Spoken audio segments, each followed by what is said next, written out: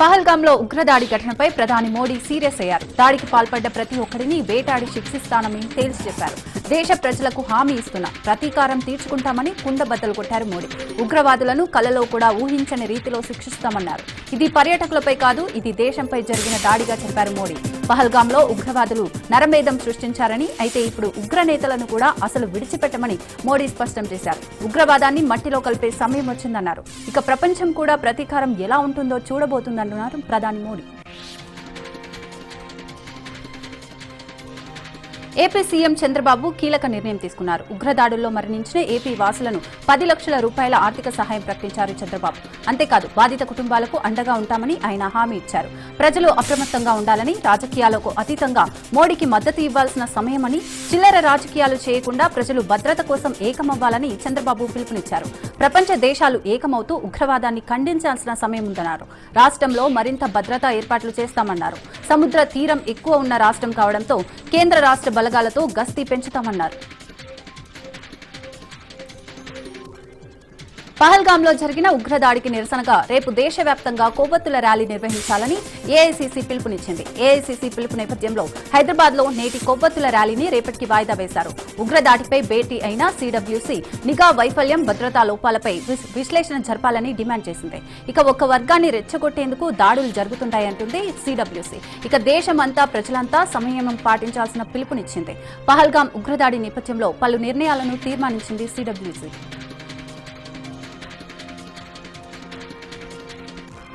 ప్రశాంతమైన పహల్గాంలో పర్యాటకులపై ఉగ్రదాడి నేపథ్యంలో బీసీసీఐ కీలక నిర్ణయం తీసుకుంది.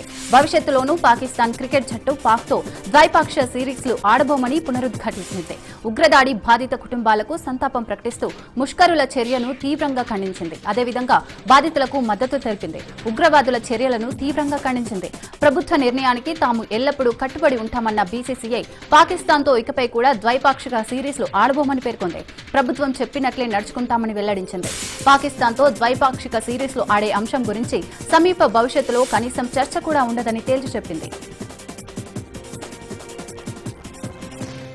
ధరణి ద్వారా చాలా మంది రైతులు నష్టం జరుగుతుందన్నారు మంత్రి పొన్నం ప్రభాకర్. అందుకే అలాంటి తప్పు మళ్లీ జరగొద్దని భూభారతి తీసుకొచ్చామని పొన్నం వెల్లడించారు. సిద్దిపేట జిల్లా అక్కన్నపేటలో కొత్త ఓఆర్ చట్టం భూభారతిపై రైతులకు అవగాహన సదస్సులో మంత్రి పొన్నం ప్రభాకర్, జిల్లా కలెక్టర్ మను చౌదరి పాల్గొన్నారు. ధరణి పేరు మీద 30 లక్షల మంది పిటిషన్ పెట్టుకున్నారని, ఆ సమస్యల పరిష్కారానికి రికార్డులు ఉండేలా భూభారతి పరిష్కార మార్గంగా ఉంటుందన్నారు మంత్రి. ప్రభుత్వం అందరికీ అనుకూలంగా ఉండే భూభారతి తీసుకొచ్చిందన్నారు పొన్నం.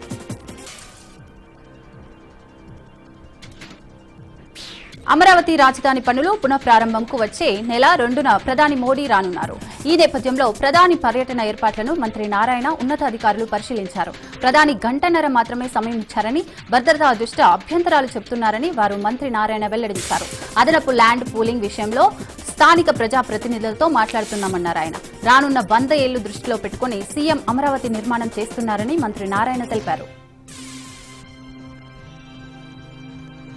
నెల్లూరులో మధుసూదన్ భౌతిక కాయానికి ఎమ్మెల్యే కావ్య కృష్ణారెడ్డి, కలెక్టర్ ఆనంద్ నివాళులర్పించి కుటుంబ సభ్యులను పరామర్శించారు. కుటుంబానికి అండగా ఉంటామని హామీ ఇచ్చారు. కాశ్మీర్ ఉగ్రవాద ఘటన పిరికిపంద చర్యగా వారు అభివర్ణించారు. పేద కుటుంబానికి చెందిన మధుసూదన్ మృతి చెందడం దురదృష్టకరమని చెప్పారు. ఇలాంటి సమయంలో భారతీయులందరూ దేశానికి మద్దతుగా నిలవాలని, కులమత రాజకీయాలు పక్కన పెట్టి అందరం ఏకం కావాలని పిలుపునిచ్చారు. ప్రధాని మోడీ ఎలాంటి నిర్ణయం తీసుకున్నా ప్రజలందరూ అండగా నిలబడాలని కోరారు.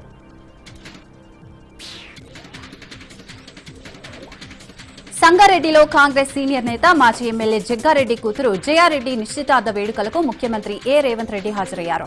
ఆయనతో పాటు మంత్రులు ఉత్తమ్ కుమార్ రెడ్డి, కోమటిరెడ్డి వెంకటరెడ్డి, దామోదర రాజనరసింహ, సీఎం సలహాదారులు వేం నరేందర్ రెడ్డి, హర్కర వేణుగోపాల్ తదితరులు హాజరయ్యారు.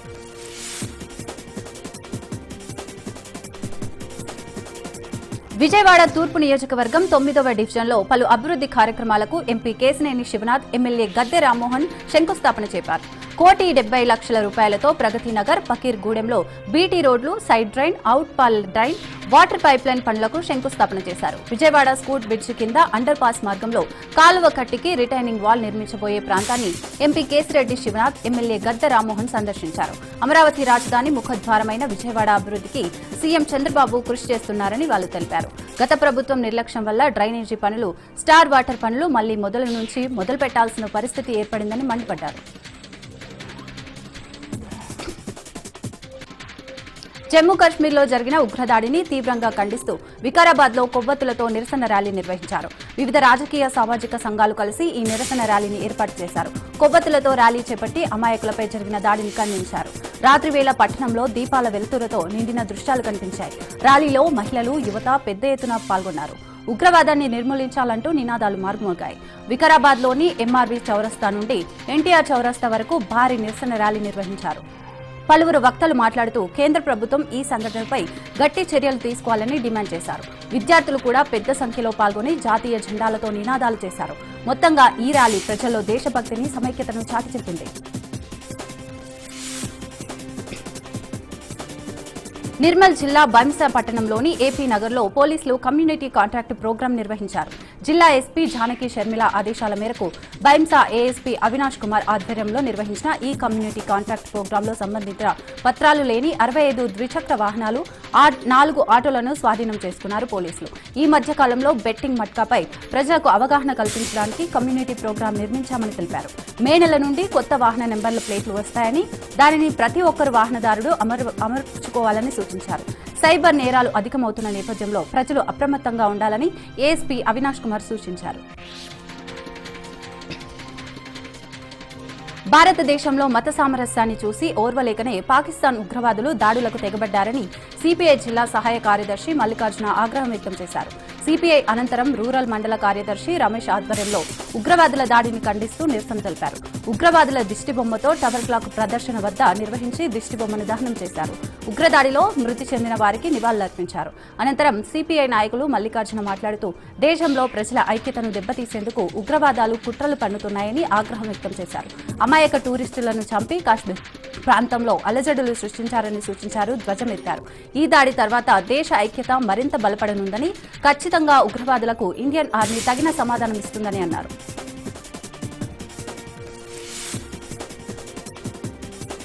ఎస్ఎఫ్ఐ తెలంగాణ రాష్ట్ర 5వ మహాసభలు ఈ నెల 25 నుండి 27 వరకు ఖమ్మం భక్తరామదాసు కళాక్షేత్రంలో జరుగుతున్నాయని, ఈ మహాసభలను ఖమ్మం జిల్లా విద్యార్థి లోకం జయప్రదం చేయాలని ఎస్ఎఫ్ఐ రాష్ట్ర కార్యదర్శి నాగరాజు కోరారు. ఖమ్మంలో 2002 తర్వాత రాష్ట్ర మహాసభలు జరుగుతున్నాయని, తెలంగాణ రాష్ట్రం ఏర్పడిన తర్వాత తొలిసారిగా జరుగుతున్న రాష్ట్ర మహాసభలలో 33 జిల్లాల నుండి 10 రాష్ట్ర యూనివర్సిటీలు, 6 సెంట్రల్ యూనివర్సిటీలకు చెందిన 600 మంది విద్యార్థి ప్రతినిధులు పాల్గొంటారని తెలిపారు. ప్రతిరోజు జడ్పీ సెంటర్ నుండి వేలాది మందితో ప్రదర్శన ప్రారంభమవుతుందని, అనంతరం భక్తరామదాసు కళాక్షేత్రంలో బహిరంగ సభ జరగనుందని తెలిపారు. ఈ సభలకు ఎస్ఎఫ్ఐ ఆల్ ఇండియా అధ్యక్షులు విపి సాను, సినీ నటుడు మాదాల రవి, ఆహ్వాన సంఘం చైర్మన్ మువ్వా శ్రీనివాసరావు తదితరులు పాల్గొంటారని తెలిపారు. నంద్యాల హరిజనపేటలోని ఓ ఇంట్లో కొండ చిల్వ కలకలం రేపింది. 12 అడుగుల కొండ చిల్వను చూసి స్థానికులు భయాందోళనకు గురయ్యారు. స్నేక్ స్నాచర్ మోహన్ కు స్థానికులు సమాచారం అందించారు. స్నేక్ స్నాచర్ మోహన్ కొండ చిల్వను పట్టుకుని సంచిలో బంధించి అడవిలో వదిలేశారు. దీంతో స్థానికులు ఊపిరి పీల్చుకున్నారు.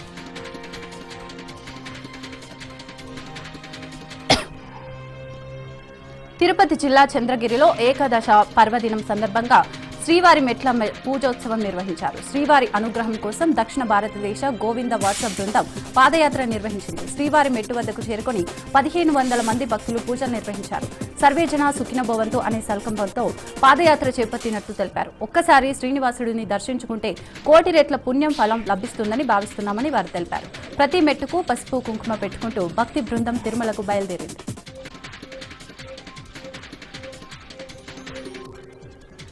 YouTuber Bigg Boss contestant Deepthi Sunaina, Alekhya Harika, Mehaboob దిల్సేలు శ్రీకాళహస్తి స్వామివారి ఆలయంలో నిర్వహించిన రాహుకేతు పూజ వీడియోలు సోషల్ మీడియాలో హల్చల్ చేస్తున్నాయి.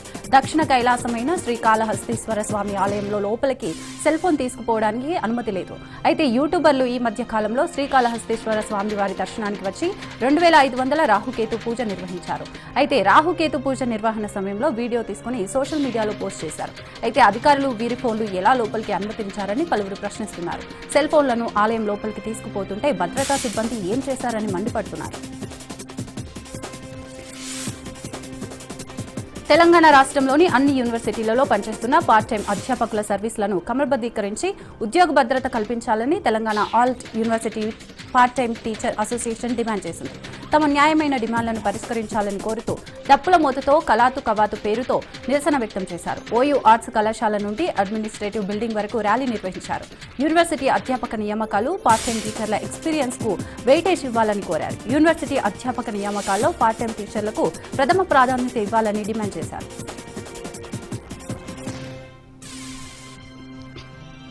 ఎన్టీఆర్ జిల్లా తిరువూరులో పోలీసులు కార్డియన్ సెర్చ్ కార్యక్రమం నిర్వహించారు. తిరువూరు సీఐ గిరిబాబుతో పాటు పోలీసు సిబ్బంది పాల్గొన్నారు. ఈ కార్యక్రమంలో భాగంగా తిరువూరు ప్రాంతాన్ని జల్లెడపట్టి అనుమానితులను విచారించారు. అనంతరం సీఐ గిరిబాబు మాట్లాడుతూ తిరువూరు పట్టణంలోని పలు ప్రాంతాల్లో తనిఖీలు నిర్వహించినట్టు తెలిపారు. రికార్డులు లేని 20 అనుమానిత బైకులను గుర్తించి స్టేషన్ కు తరలించినట్టు వెల్లడించారు. అలాగే సుమారు 20 మంది అనుమానిత వ్యక్తులను గుర్తించినట్లు పేర్కొన్నారు. వారిని కూడా స్టేషన్ కు తరలించి ఎంక్వైరీ చేసి తదుపరి చర్యలు చేపడతామని అన్నారు. అలాగే వాహనాలకు ఎటువంటి అనుమతి పత్రాలు లేకుండా తిరుగుతున్న బైకులను సీజ్ చేసి కేసులు పెడతామని వెల్లడించారు. తిరువూరు నియోజకవర్గంలో గంజాయి విక్రయిస్తున్నారని తెలిస్తే చర్యలు తీసుకుంటామని చెప్పారు. శ్రీవరాహ లక్ష్మీ నృసింహస్వామి ఆలయంలో ఈ నెల 30న జరగనున్న చందనోత్సవాన్ని పురస్కరించుకుని తొలి విడత చందన అరగదీత కార్యక్రమం శాస్త్రోక్తంగా ప్రారంభమైంది. తెల్లవారుజామున స్వామివారికి సుప్రభాత సేవలో మొదలుకొల్పారు. పవిత్ర గంగాధర జలాలతో అభిషేకించారు. అనంతరం గంధం చెక్కలను వెండి పల్లెంలో స్వామి పాదాల చెంత ఉంచి ప్రత్యేక పూజలు నిర్వహించారు. అనంతరం బేఠ మండపంలో ఉన్న ప్రత్యేక రాతిశిలపై ఆలయ ప్రధాన అర్చకుడు నోటికి వస్త్రం కట్టుకుని చందనం అరగదీత కార్యక్రమానికి శ్రీకారం చుట్టారు. ఇలా అరగదీసిన 125 కేజీల శ్రీ చందనాన్ని చందనోత్సవం అనంతరం స్వామివారికి సమర్పిస్తారు. ద్వారకా తిరుమల మండలం శ్రీ లక్ష్మీపురంలో శ్రీనివాసునికి జరుగుతున్న దివ్య కళ్యాణ మహోత్సవంలో ప్రధాన ఘట్టం స్వామివారి కళ్యాణం అంగరంగ వైభవంగా జరిగింది.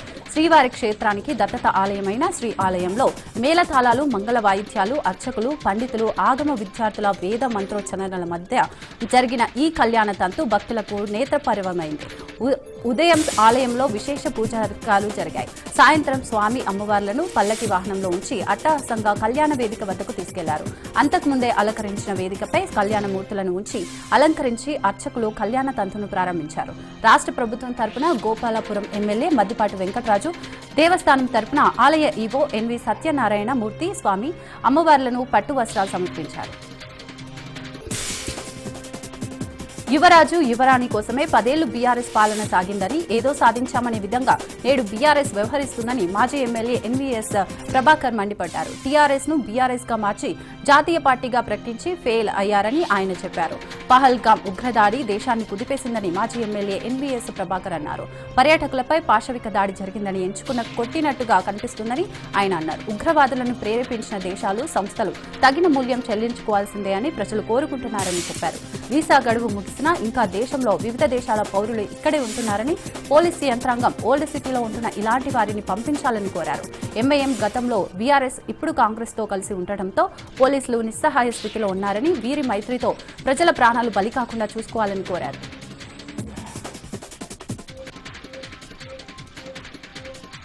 3000 పండ్ల మొక్కలతో పాటు జ్యూట్ బ్యాగులను పద్మశ్రీ వనజీవి రామయ్య మనవరాలు బొడ్డుపల్లి గౌతమి రమేష్ పంపిణీ చేశారు. ఇటీవల పద్మశ్రీ వనజీవి రామయ్య గుండెపోటుతో మృతి చెందగా ఆయన దశధర్మ క్రియను స్వగర్మం ఖమ్మం జిల్లా రూరల్ మండలం రెడ్డిపల్లిలో నిర్వహించారు. ఈ సందర్భంగా ఆయన మనవరాలు బొడ్డుపల్లి గౌతమి రమేష్ తాత పర్యావరణ హితంపై చూపిన శ్రద్ధను కొనసాగింపుగా 3000 జ్యూట్ బ్యాగులను, పండ్లు, పూల మొక్కలను అక్కడికి వచ్చిన వారికి అందించారు. దశధర్మ క్రియను వచ్చిన ప్రతి ఒక్కరూ మొక్కలను తీసుకుని సంతోషం వ్యక్తం చేశారు. పర్యావరణంపై ఆ కుటుంబానికి ఉన్న శ్రద్ధను కొనియాడారు. వివిధ ప్రాంతాల నుంచి వచ్చిన రాజకీయ ప్రముఖులు, అభిమానులు సంతోషం వ్యక్తం చేశారు.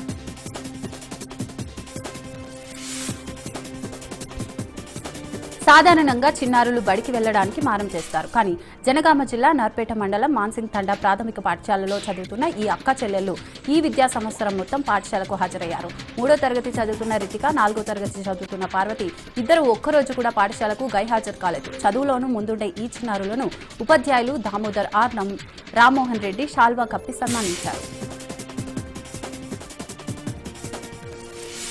తెలంగాణ సీఎం రేవంత్ రెడ్డిని డీజీపీ జితేందర్ కలిశారు. ఇండియా జస్టిస్ రిపోర్టులో తెలంగాణ పోలీస్ శాఖ దేశంలో ప్రథమ స్థానంలో నిలిచిన నేపథ్యంలో DGP Jitender, intelligence chief Shivadhar రెడ్డిలను సీఎం రేవంత్ రెడ్డి అభినందించారు.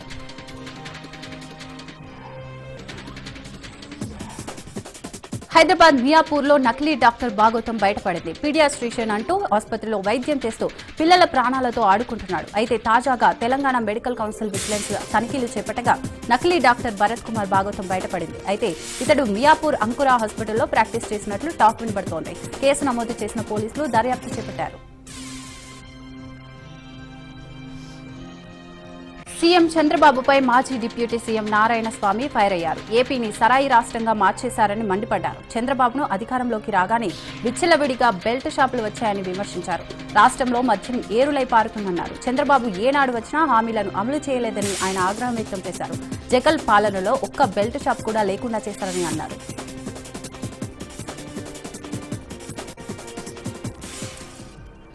పహల్గాం ఉగ్రదాడులపై ఎంపీ రఘునందనరావు ఆగ్రహం వ్యక్తం చేశారు. ముష్కరులు హిందువులను టార్గెట్ చేసి 27 మందిని పొట్టన పెట్టుకుంటే కుహానా లౌకిక మేధావులు ఎందుకు స్పందించడం లేదని రఘునందనరావు ప్రశ్నించారు. నిత్యం సోషల్ మీడియాలో యాక్టివ్గా ఉండే ప్రకాష్ రాజ్, కమల్ హాసన్, ఉదయనిధి స్టాలిన్ స్పందించకపోవడానికి కారణమేమిటన్నారు. రాష్ట్రంలో ఉన్న మదరసాలపై ప్రభుత్వం దృష్టి పెట్టాలని రఘునందనరావు సూచించారు. మదరసాల పేరుతో పిల్లల్లో ఉన్మాదానికి పెంచి పోషిస్తున్నారని ఆయన మండిపడ్డారు. ఉగ్రవానికి భారత ప్రభుత్వం పీకటి వేళ్లలో తరిమివేస్తుందన్నారు.